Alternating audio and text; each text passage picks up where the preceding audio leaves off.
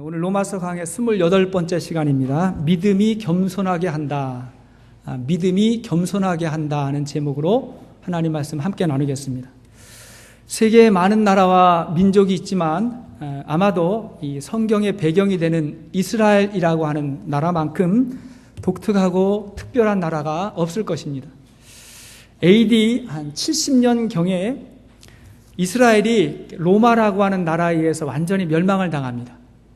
완전히 멸망을 당해가지고 이 유대인들이 이제 자기 땅을 잃어버려요. 나라를 잃어버리고 뿔풀이 흩어져서 세계의 역사에서 이제 사라져버리는 것 같은 그런 민족이 되었어요.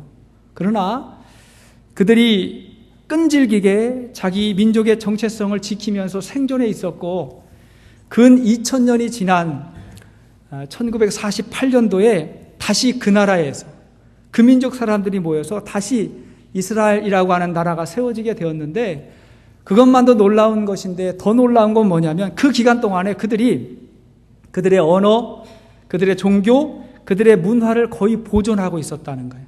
놀라운 사실이죠. 뿐만 아니라 2000년 동안 자기 나라와 땅도 없이 세계를 떠돌아다니면서 많은 사람들에게 멸시와 천대를 받기도 했지만 한편으로는 세계의 역사에서 항상 아주 중요한 역할을 감당했어요. 그런 흔적들이 참 많아요. 지금 남아있는 유대인 인구가 한 1000만 명 정도밖에 되지 않는데 지금껏 노벨상을 가장 많이 받았던 민족이 유대인들이고 오늘날도 세계 최강대국이라고 할 수 있는 미국을 움직이는 유일한 민족이 유대인들이죠.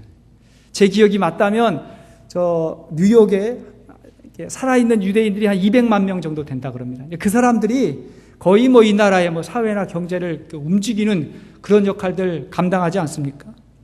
이러한 여러 가지 정황을 놓고 볼 때에 하나님이 가장 먼저 선택하셨던 이 이스라엘 백성에는 뭔가 특별함이 있다. 그리고 이스라엘 이 민족을 통한 하나님의 특별한 메시지가 있다는 것을 우리가 알 수 있습니다. 그래서 저 유명한 역사학자였던 아놀드 토인비가 말하기를 이스라엘 역사를 연구하면 할수록 하나님의 섭리를 인정하지 않을 수 없다. 그런 이야기를 했어요. 뭔가 특별함과 신비함이 있더라는 것입니다.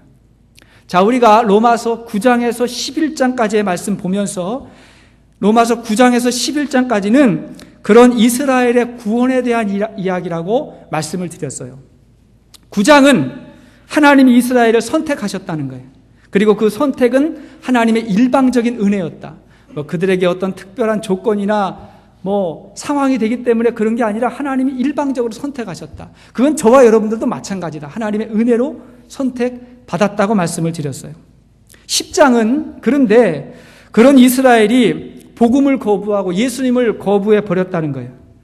하나님이 구약 성경을 통해서 메시아를 예언하셨고 그 예언의 성취로 메시아가 그들 민족 가운데 그 나라 땅에 왔을 때 이 이스라엘이 메시아인 예수님을 거부하는 죄를 범하게 됩니다.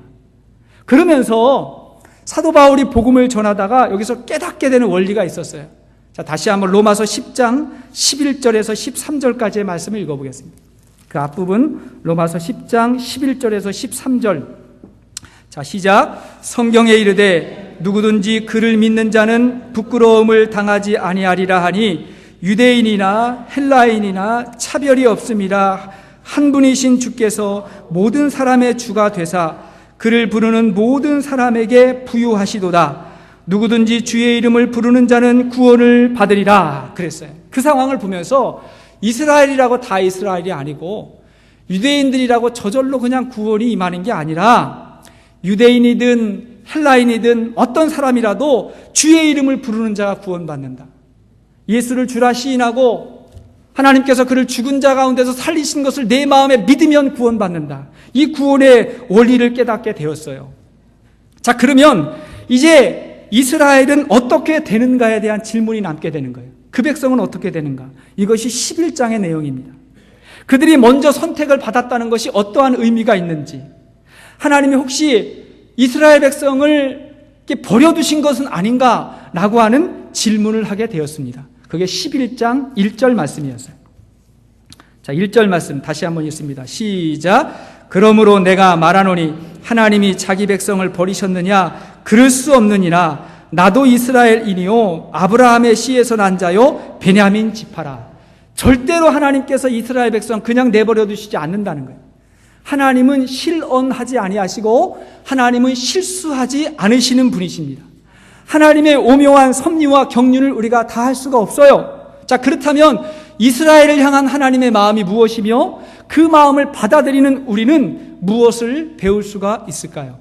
자, 첫째로 이스라엘의 불순종이 모든 민족을 구원하게 됐다는 거예요.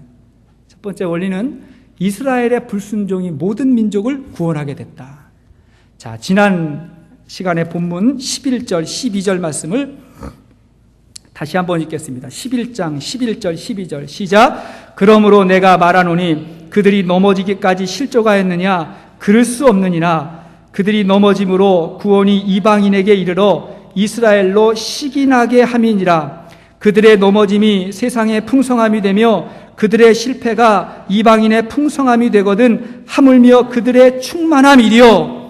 자, 여기를 보면 우리가 두 가지를 알 수 있어요.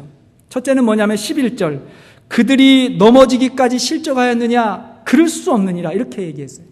그러니까 이스라엘이 완전히 하나님을 떠나간 것이 아니라 그 가운데 믿음을 지키면서 남아있는 사람이 있었다고 말씀을 드렸어요. 사도 바울이 그런 사람이고 아직도 유대인들 중에 믿음을 지키고 남아있는 사람들이 있다는 것이고 점점 회복될 거라는 거예요. 또 하나, 두 번째는 뭐냐면 12절 말씀, 12절 보니까 그들의 넘어짐이 세상의 풍성함이 되며 그들의 실패가 이방인의 풍성함이 된다. 이 그들이 뭐예요? 유대인들이거든요. 이 말이 무슨 말이에요? 이스라엘 사람들 대부분이 복음을 거부하니까 이 복음이 이방인들에게로 향하게 돼서 이방인들에게 풍성하게 됐다. 이방 민족들이, 그 많은 민족들이 하나님께로 돌아오는 그러한 계기가 됐다는 거예요. 사실 이러한 일들을 현장에서 목격했던 사람이 사도 바울이라고 할 수 있어요.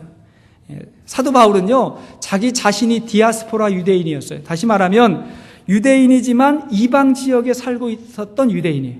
그런 바울이 예수님 만나가지고 구원을 입고 또 예수님의 십자가의 복음을 전도하는 사도로 부르심을 받아가지고 전도하는데, 그래도 바울의 첫 번째 관심은 뭐냐면 유대인들에게 있었어요. 먼저 그들을 구원하고 싶어가지고 바울은 가는 곳마다 유대인의 회당에 먼저 가가지고 그곳에서 복음을 전하는데, 유대인들이 복음을 들으면 받아들여야 되는데 문을 막고 귀를 막고 오히려 바울을 핍박하면서 쫓아버리는 거예요. 대신에 그 옆에 있는 이방인들을 보니까 너무 복음을 잘 받아들이고 구원받는 역사가 있어요. 그걸 보면서 사도 바울이 깨닫게 된 것이 있는 거예요. 자, 사도행전 13장 46절 말씀입니다. 자, 말씀 나눈지를 보시면서 같이 읽겠습니다. 시작. 바울과 바나바가 담대히 말하여 이르되 하나님의 말씀을 마땅히 먼저 너희에게 전할 것이로되 너희가 그것을 버리고 영생을 얻기에 합당하지 않은 자로 자처하기로 우리가 이방인에게로 가노라. 먼저 그들에게 복음을 전했는데 받지 않는 거예요. 어디로 갔다고요? 이방인에게로 간다고. 그러므로 하나님이 이스라엘의 불순종을 허락하신, 그걸 하나님께서 허락하신 이유가 뭐냐면 복음이 이방인에게로 전해지는 계기가 되더라는 거예요. 결국은 더 많은 사람들이 하나님 앞에 돌아오고 온 인류가 구원받는 그런 계기가 되더라. 이러한 사실을 알게 되었을 때 사도 바울이 놀래서, 자, 11장 33절 34절 말씀을 읽겠습니다. 자, 시작. 깊도다 하나님의 지혜와 지식의 풍성함이요 그의 판단은 헤아리지 못할 것이며 그의 길은 찾지 못할 것이로다. 누가 주의 마음을 알겠느냐? 누가 그의 모사가 되겠느냐? 감탄을 하는 거예요. 하나님의 계획과 신비를 누가 알 수 있겠느냐? 이렇게 이야기했습니다. 사랑하는 여러분, 우리의 짧은 생각으로 하나님의 지혜를 다 따라갈 수가 없어요. 그래서요, 사실은 우리 인생의 문제를, 저와 여러분의 문제를 나 한 사람의 문제만으로 보면 이게 이해가 안 되고 해석이 안 되는 게 참 많아요. 대신에 나에게 닥쳐오는 여러 가지의 문제를 나를 넘어서서 하나님의 관점으로 그 문제를 보는 거예요. 나의 갈등, 나의 문제, 나의 여러 가지 일들을 내 일이다라고 생각하면 이 시각이 좁아져요. 이해가 안 돼요. 그러나 하나님의 관점으로 그 일들을 바라볼 때 그 안에서 의미가 있고 해석이 되고 목적을 찾고, 그러면서 내 문제를 극복할 수 있는 하나님의 역사가 이루어지게 되는 것입니다. 우리 교회도 마찬가지예요. 우리 교회도요, 우리 교회만 보면 교회가 뭔지를 잘 몰라요. 하나님의 선교의 관점으로 우리 교회를 바라봐야 되는 것입니다. 대한민국도 마찬가지예요. 우리나라를 볼 때, 우리나라를 넘어서서 하나님 나라의 관점으로 대한민국을 볼 때 우리나라의 역할과 우리나라의 사명이 보여지게 되는 것입니다. 왜냐하면 인간의 역사의 중심에는 예수 그리스도가 계세요. AT와 BC의 기준이 되시는 예수 그리스도가 역사의 중심이 되시고, 이 역사는 하나님의 구속사이기 때문에 하나님의 역사를, 그리고 하나님의 시각을 바라볼 때 모든 것이 이게 이해되고 해석되는 신비가 있는 것입니다. 할렐루야. 그게 믿음이에요. 여기서 우리는 두 가지를 생각할 수 있어요. 하나는 하나님이 때로는 필요가 없는 사람에게 답을 주지 않는다는 거예요. 니드가 없는 사람에게 답을 주지 않아요. 때로는 그럴 때가 있어요. 자, 마태복음 7장 6절 말씀 보십시오. 자, 시작. 거룩한 것을 개에게 주지 말며 너희 진주를 돼지 앞에 던지지 말라. 그들이 그것을 발로 밟고 돌이켜 너희를 찢어 상하게 할까 염려합니다. 거룩한 것을 개에게 주지 말고 진주를 돼지 앞에 던지지 말고. 모른다는 거예요. 모른다. 여러분, 하나님께서 우리에게 은혜로 주신 것들이 너무 많아요. 예수님 가시면서 보혜사 성령을 우리를 위해 주신다 그랬고, 그 성령님 안에 감추어져 있는 영적인 진리가 많아요. 하나님의 사랑, 믿음, 소망, 그 다음에 여러 가지 인내, 자비, 성령의 열매들이 많아요. 근데 그것이 귀한 것인지를 알고 찾고 구하고 두드릴 때 그게 내 것이 되는 것이지, 찾지 않으면 하나님께서 기다리신다는 거예요. 세상으로 가버리고 세상이 좋아서 그것에 집중하면 하나님께서 기다리신다는 거예요. 근데 저도 제가 깨닫게 된 인생의 진리가 뭐냐면요, 필요 없는 사람에게 아직 답을 주지 않는 거예요. 필요하다는 얘기만 하는 거예요.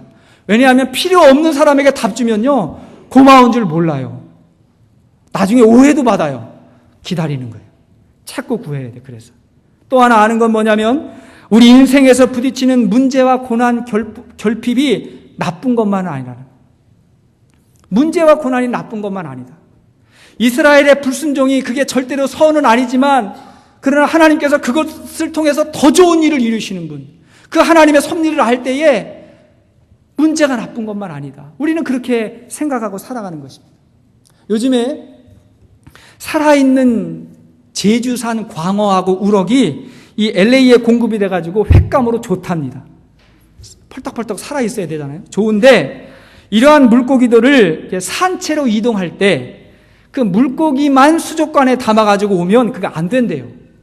그 바닷속을 다니던 그 녀석들을 그냥 얌전하게 수족관에 걔네들만 담아오면 얘네들이 죽어버린대요. 대신에 반드시 이 물고기에 천적이 되는 낙지, 뱀장어, 오징어, 그렇다고 상어는 넣을 수 없어요. 그러니까 낙지, 오징어 이런 걸 같이 넣어야 된대요. 같이 넣으면 이런 애들이 자꾸 괴롭히는 거예요.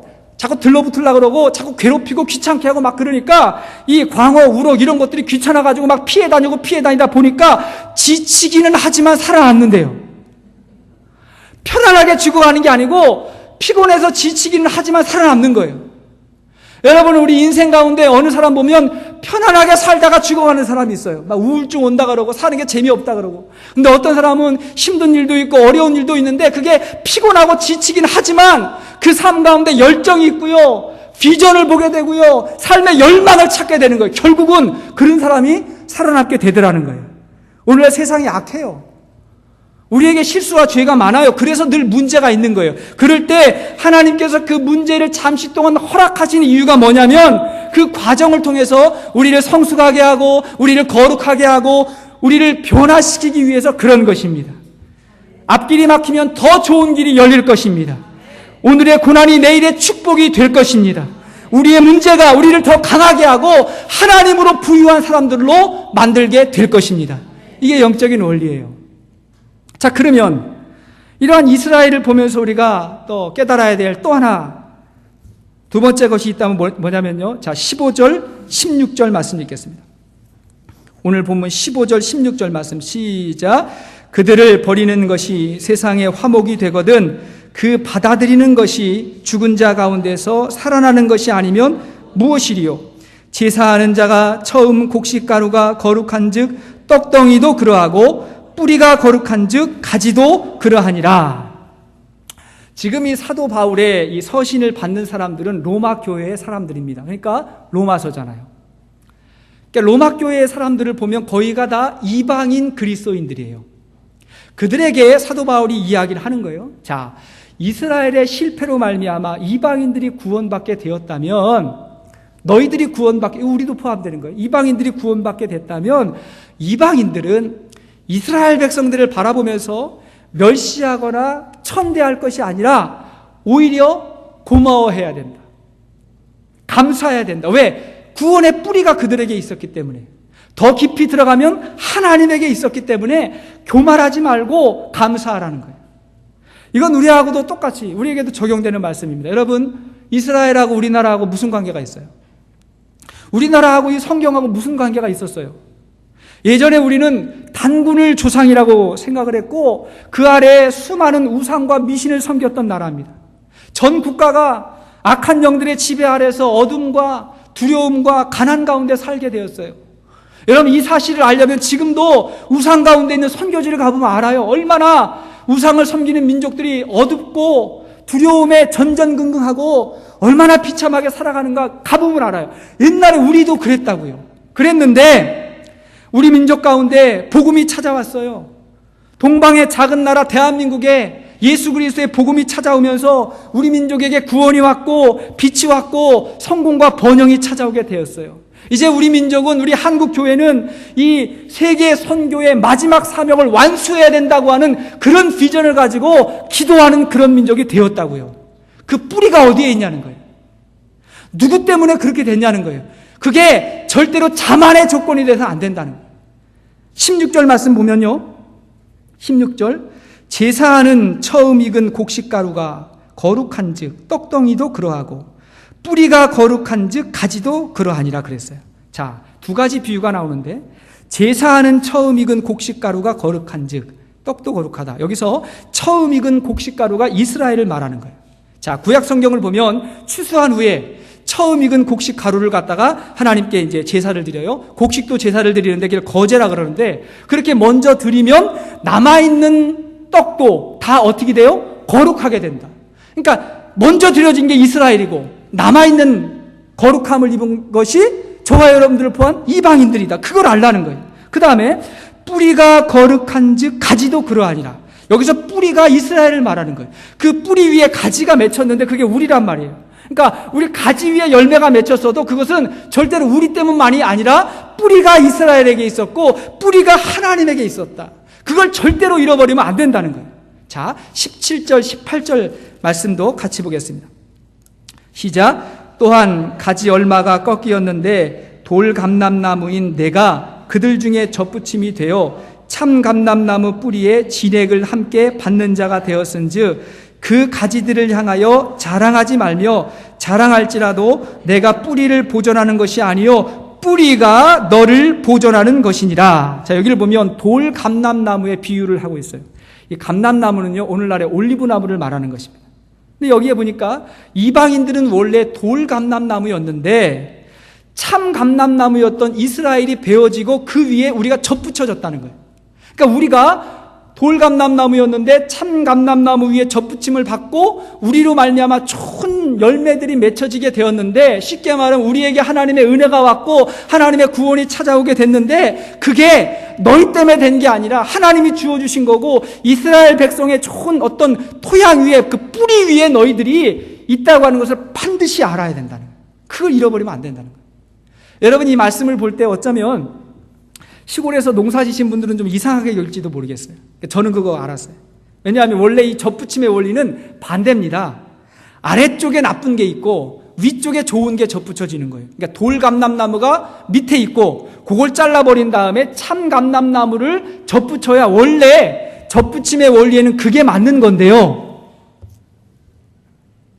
시골에서 사시면 아십니까?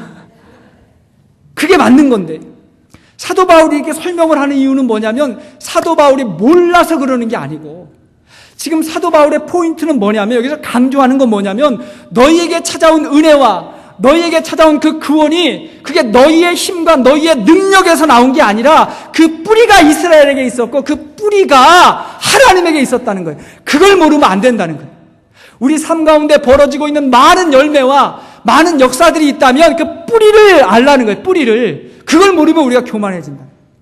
그렇습니다. 우리의 구원의 뿌리는 하나님에게 있었어요. 그 섭리를 아는 사람은 감사하고 겸손하게 살아가요. 두 번째 원리는 모든 믿음의 사람은 겸손해요. 믿음의 사람은 겸손합니다. 20절 말씀 보십시오. 20절. 자, 시작. 옳도다. 그들은 믿지 아니함으로 꺾이고 너는 믿음으로써 섰느니라. 높은 마음을 품지 말고 도리어 두려워하니라. 자, 그들은 믿지 아래서 꺾였다. 유대인들이. 근데 우리는 어떻게? 믿음으로 하나님의 자녀가 됐다는 거예요. 여러분, 믿음이라는 게 뭐냐면요, 하나님이 주시는 은혜를 내가 받아들인다는 게 그게 믿음이거든요. 하나님이 값없이 주신 것을 우리가 받아들이는 게 그게 믿음인데, 그 믿음이 있는 사람이 어떻게 교만할 수가 있겠냐는 거예요. 믿음 생활하는데 교만해진다, 그거는 참 믿음이 아닌 거예요. 근데 믿음이 있는데 겸손하지 않다, 그것도 틀린 거예요. 저는 저와 여러분들 오늘 하루를 하나님께서 우리에게 선물로 주셨는 줄로 믿습니다. 그 믿음이 있는 사람은요, 아침에 해가 떠오르는 걸 보면 감사한 거예요. 왜? 하나님께서 선물로 하루를 주셨으니까. 그 은혜를 내가 받아들이니까 감사한 거예요. 믿음의 사람은 절대로 교만할 수가 없어요. 교만할 수가 없어요. 구약 성경을 보면 하나님께서 이스라엘 백성을 향해서 자주 하셨던 말씀이 뭐냐면, 너희가 애굽 땅에서 종 되었을 때를 기억하라는 거예요. 너희가 애굽 땅에서 종 되었을 때에 그때를 기억해야지. 거기서 종 되고 노예됐는데 불려 나왔는데 조금 힘들고 어렵다고 불평하고 원망하고 조금 잘 되면 교만하고 그러면 되겠냐? 너희가 애굽에서 종 되었을 때를 기억하라는 거예요. 이건 저도 마찬가지예요. 우리가 살다 보면 답답할 때가 있어요. 마음이 힘들고 어려울 때가 있어요. 그러면 우리도 모르게 불평이 나오다가도 하나님 앞에 엎드려서 기도하면 너희가 은혜 받기 전의 모습을 기억하라는 거예요. 하나님 앞에 나오기 이전의 모습을 기억하라고. 여러분 어떤지 모르겠지만 저는요, 하나님의 은혜를 입기 전의 모습을 보면 너무 지금 봐도 부끄러워요. 너무 미숙하고 너무 미성숙하고 너무 부끄러워요. 이렇게 하나님 앞에, 여러분 앞에 이 귀한 말씀을 전하게 해주는 것만도 너무 은혜롭고 너무 감사한 일인데 뭐가 답답하고 뭐가 원망이 생기냐, 그걸 기억하라는 거예요. 그걸. 제가 이 뿌리라는 이야기를 이렇게 묵상하다 보니까 미국인들의 흑인의 애환을 그렸던 이 뿌리라는 소설의 작가 알렉스 헤일리의 이야기가 생각이 났어요. 잘 아는 이야기. 알렉스 헤일리가 자기의 사무실에 그림을 하나 늘 걸어두고 있는데 그 그림은 거북이가 담장 위에 올라서 있는 그런 그림을 걸어놓고 있는 거예요. 이상하잖아요. 왜 거북이가 담장 위에 올라가 있습니까? 그러면 사람들이 이제 그 사무실에 올라올 때마다 들어올 때마다 묻는다는 거예요. 저게 그림이 그게 어떤 의미냐고, 참 이상한 그림이라고 이렇게 물으면 알렉스 헤일리가 이렇게 대답하는 거예요. 저는 제가 내 작품을 볼 때에 내가 어떻게 이런 글을 쓸 수 있었을까?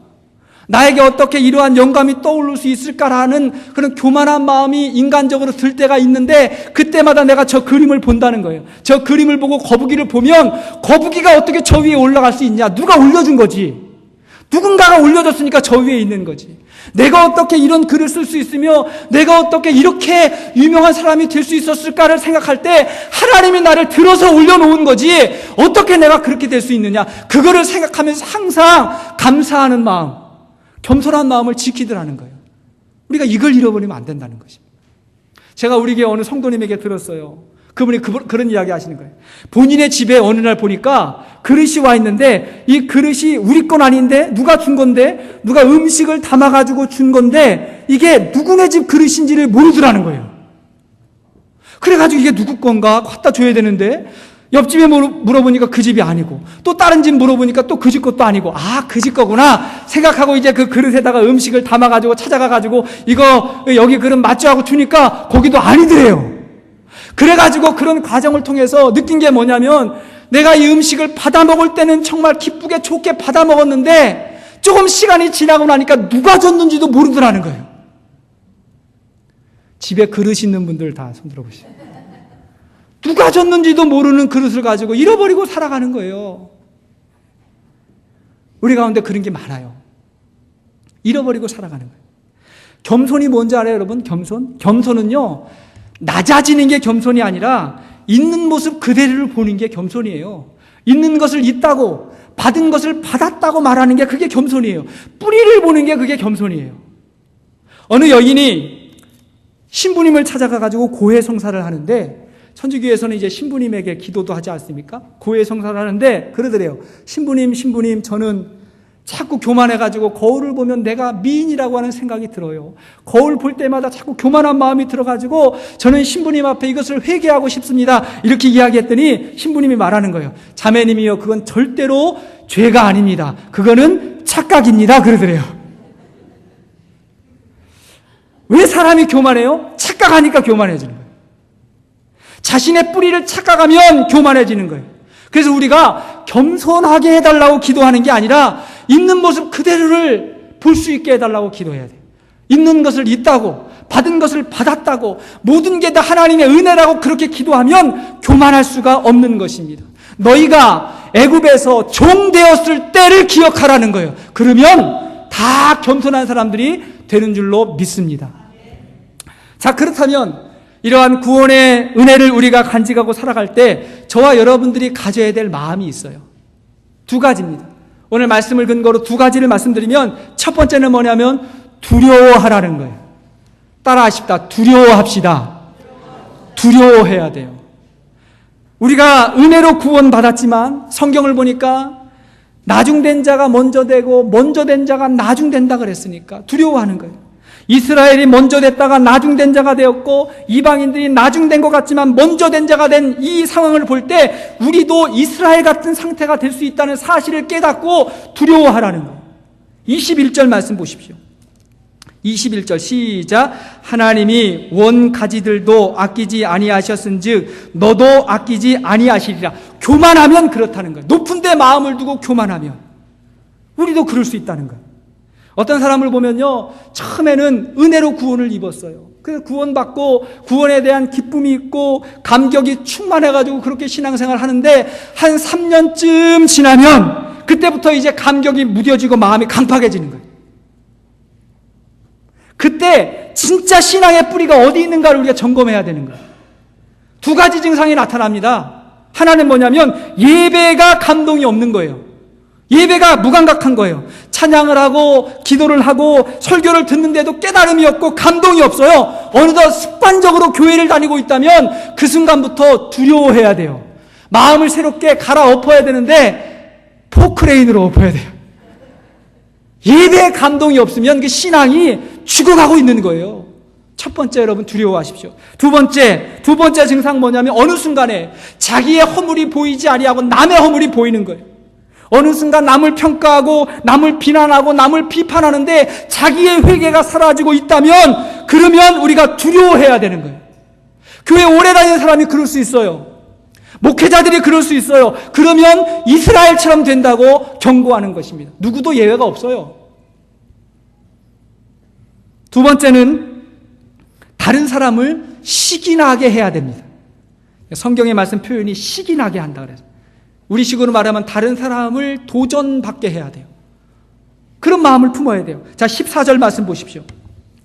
14절 말씀 시작. 이는 혹 내 골육을 아무쪼록 시기하게 하여 그들 중에서 얼마를 구원하려 함이라. 여기 보니까 시기나게 하여 그런 표현이 있고, 자 11절 말씀 보겠습니다. 시작. 그러므로 내가 말하노니 그들이 넘어지기까지 실족하였느냐? 그럴 수 없느니라. 그들이 넘어짐으로 구원이 이방인에게 이르러 이스라엘로 시기나게 함이니라. 여기도 보니까 시기난다는 표현이 있어요. 이게 어떤 상황입니까? 바울이 복음을 전하다 보니까 이스라엘이 복음을 거부해요. 그래서 이방인에게로 이 말씀이 갔어요. 그러니까 이방인들이 그 말씀을 듣고 구원받고 하나님의 은혜 가운데 살아가고 있는 그 모습을 보면서 이스라엘 백성이 시기나서 다시 돌아온다고 하는 그런 비전을 품게 된 거예요. 그게 하나님의 계획이었어요.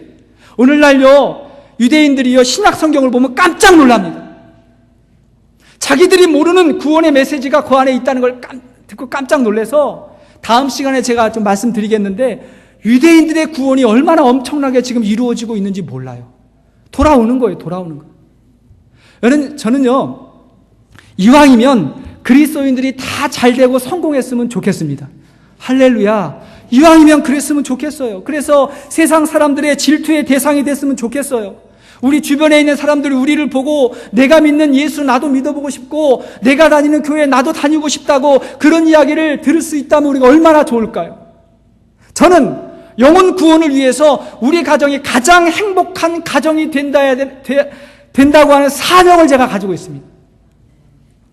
그래서 어떤 일이 있어도 저는 행복하기로 결정했어요. 왠지 아세요? 목사가 행복해야 성도들에게 보여지는 메시지가 있잖아요. 그러니까 어떤 일이 있어도 나는 행복하기로 결정했어요. 그리고 여러분들도 그렇게 결정할 수 있기를 바랍니다. 결정하셔요. 결정하셔요. 교회 다니는 부부는 더 사랑해야 돼요. 정말 신앙생활 같이 하는 부부는 정말 깨소금 냄새가 막 나고 참기름 냄새가 막 나고 막 그렇게 막 뭐가 있어야 사람들이 볼 때 따라오는 게 있지 않겠습니까? 우리의 자녀들은 아름답게 자라고 건강하게 자라야 되는 줄로 믿습니다. 요셉이 하나님 앞에 복을 받을 때 요셉을 보고 바로 왕과 사람들이 하나님을 봤다 그랬어요. 성도들이 하나님 앞에 은혜와 복을 받을 때 세상 사람들이 하나님을 바라보게 되는 것입니다. 우리는 이것을 위해서 기도할 수 있기를 바라요. 하지만 우리가 또 하나 알아야 되는 게 있어요. 좀 성숙한 사람들이 알아야 되는 게 있는데 뭐냐면 세상 사람들은 웬만해서 남이 잘 되는 걸 부러워하지 않는다는 거예요. 남이 잘 되면 자꾸 비난해요. 꼬투리 잡으려고 그러고요. 사촌이 땅을 사면 배가 아프다고 남 잘 되는 거 잘 안 좋아하는 그런 경향이 있어요. 오히려 어떤 경우에는 성도들이 고난을 당하고 어려움을 당할 때 그 어려움과 고난을 믿음으로 이기고 견뎌서 승리하는 그런 모습을 보면서 사람들이 하나님을 보고 하나님의 영광을 누리게 되는 것입니다. 우린 이것도 생각해야 돼요. 잘 되면 잘 되는 대로 하나님의 영광이 드러나고 혹시 어려운 일을 만나도 이 일로 말미암아 하나님의 역사가 나타날 수 있도록 우리가 하나님 앞에 엎드려 기도해야 돼요. 그게 우리의 사명이에요. 한국의 장애인 선교단체 가운데 미랄이라고 하는 선교단체 있습니다. 한국에서 세워진 선교단체로 굉장히 유명한 그런 선교단체죠. 이번에 미랄의 밤이라고 하는 행사를 위해서 이 미랄 단체에서 가장 1년 중 크게 하는 그런 행사인데 미랄의 밤 미주 행사를 위해서 한국에서 미국에 온 김세진 군의 이야기를 제가 듣게 됐어요. 17살이에요. 이 김세진 군은 태어날 때부터 두 다리가 없어요. 무릎 아래로 다리가 없어요. 그리고 오른손 손가락 3개가 없어요. 그러니까 한국판 닉 부이치치예요. 그러니까 아래는 로봇 다리가 됐어요. 그런데 더 놀라운 건 뭐냐면 이 김세진 군을 입양한 부모가 한국인 부모예요.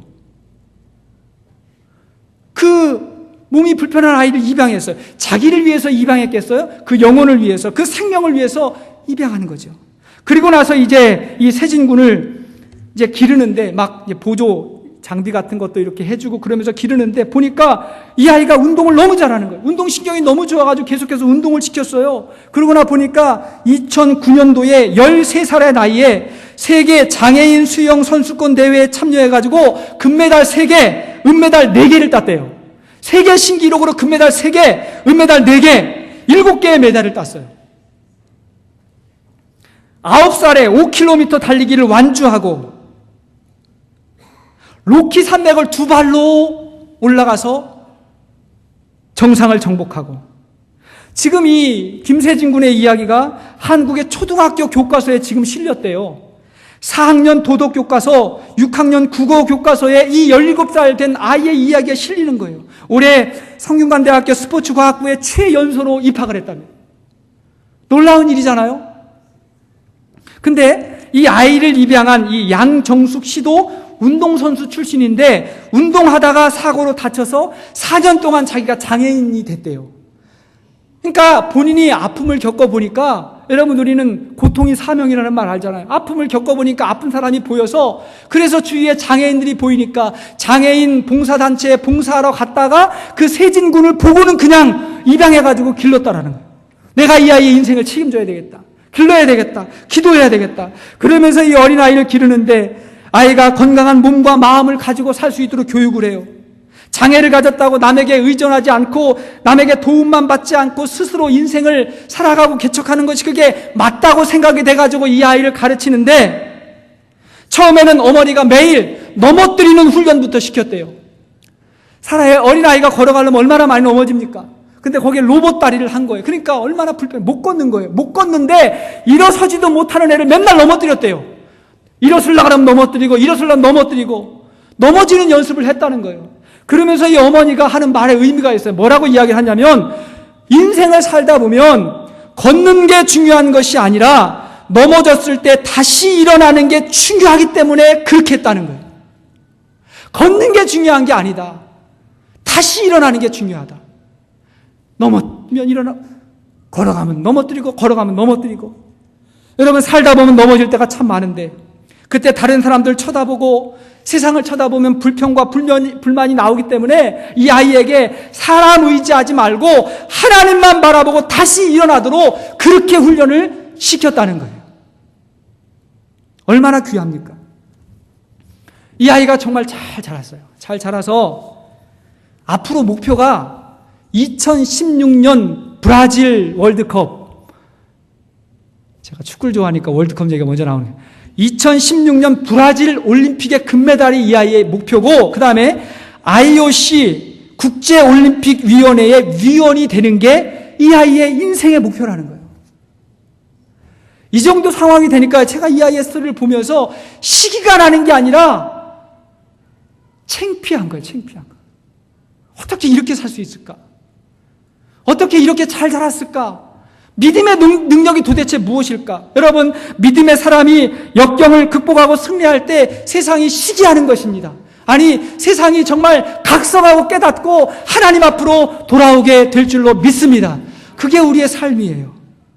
사랑하는 여러분, 혹시라도 억울한 일이나 힘든 일이 있고 분노할 만한 일이 있어도 그때 믿음으로 승리할 수 있기를 바랍니다.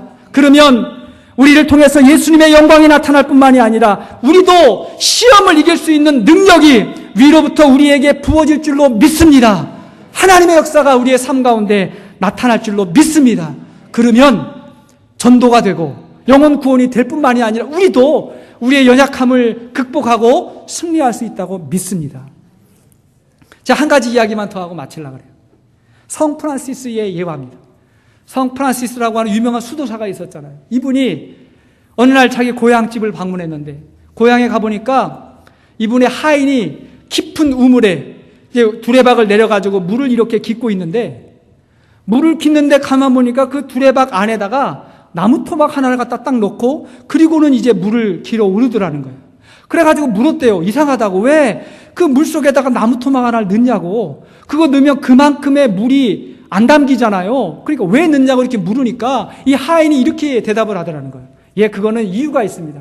만약에 이 두레박 안에 이 나무 토막을 넣지 않으면 이 두레박을 이렇게 끌어올리는데 이 두레박이 찰랑찰랑 넘치고 흔들리고 그래가지고 나중에 다 끌어올리고 보면 반밖에 안 남아요. 그러더래요. 결국은 더 조금 되더래요. 근데 그 두레박 속에 나무떼기 하나를 넣어놓으니까 그게 물이 찰랑찰랑거리는 걸 막아주고 두레박의 흔들림을 막아줘가지고 그게 손해인 것 같지만 나중에 기르고 보면 훨씬 더 많이 남더라는 거예요. 할렐루야. 여기서 영적인 원리를 찾았어요. 저와 여러분들 마음 가운데 십자가의 복음을 간직하고 하나님의 사명을 간직하고 우리가 살면 그게 불편한 것이 아니라 그것으로 말미암아 우리로 말미암아 더 풍성하고 더 귀한 일들이 펼쳐지게 되는 줄로 믿습니다. 결국 시간이 지나고 보면 십자가 붙들고 믿음 간직하고 살았던 사람이 승리하게 되는 것입니다. 이게 영적인 원리예요. 낮아지면 높아질 것이고 죽고자 하는 그런 마음 가지고 생명 다해 하나님 앞에 신앙생활을 하면 하나님께서 우리의 생명을 건져주시고 하나님의 역사를 이루게 될 것입니다.